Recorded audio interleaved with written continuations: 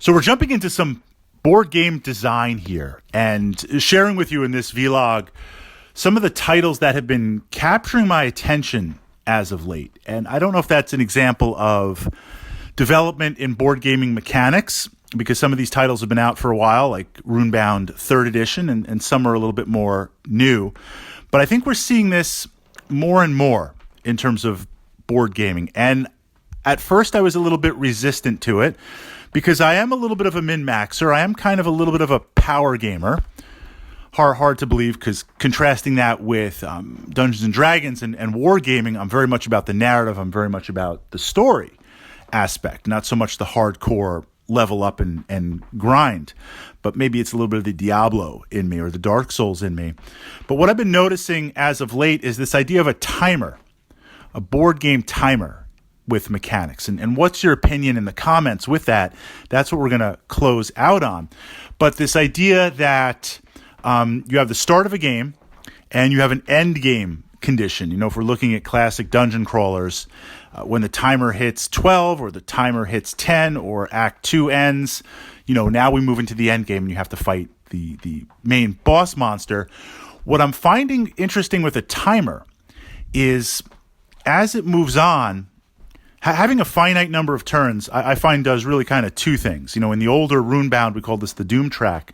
First of all, it forces you to make decisions in the moment, and they might not always be the most optimal. We're looking at the idea of a timer in a dungeon crawler-esque or fantasy-esque type game. I might look and say, well, here's the market deck, not the best items. You know, that magic sword is 6 gold. It's not the best, but I got to make the best choices of what is available right now. There might not be future turns, so I'm going to buy it. Or, you know, these are the quests that are available to me, and I'm fighting against a clock. So you have to make decisions of the known regarding the known information on the board. They might not be the most optimal. They might not be the most power in the moment, but having a timer puts that sense of urgency. I also really like having a timer because while I want to play board games forever, I want to play like 10 hours a day. We sit down, I'm ready to go. You both pull out TI, Twilight Imperium anytime, I'm ready. We'll do it. But I recognize, like bringing it to a club or playing with friends, there is a finite amount of time. And I want to finish the game. Win or lose, co-op win or lose, Overlord 1 versus many, PvP. I want the story to end so we can see it, we can laugh, we can have some fun. A timer means the game is going to end.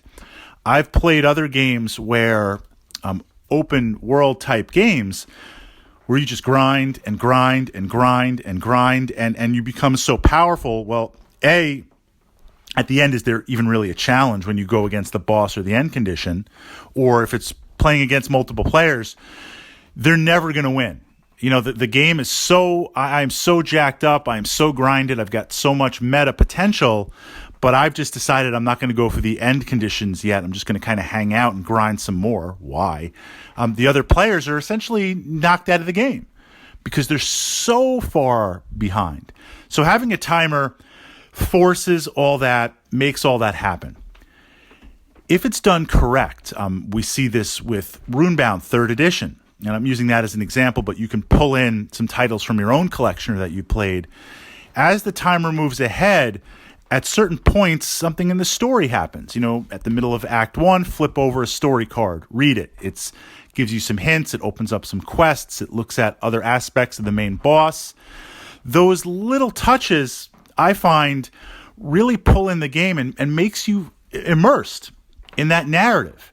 So more and more, I'm feeling games that have a timer, feeling games that force you to make decisions. As long as the timer is there to advance the game and the timer is not there to punish you, to force you to make examples in the game. A quick example of that example would be, and I love these titles, it's gotten better, the early Dungeons & Dragons Adventure System titles, essentially you had a mission condition, but every turn you would draw this event card.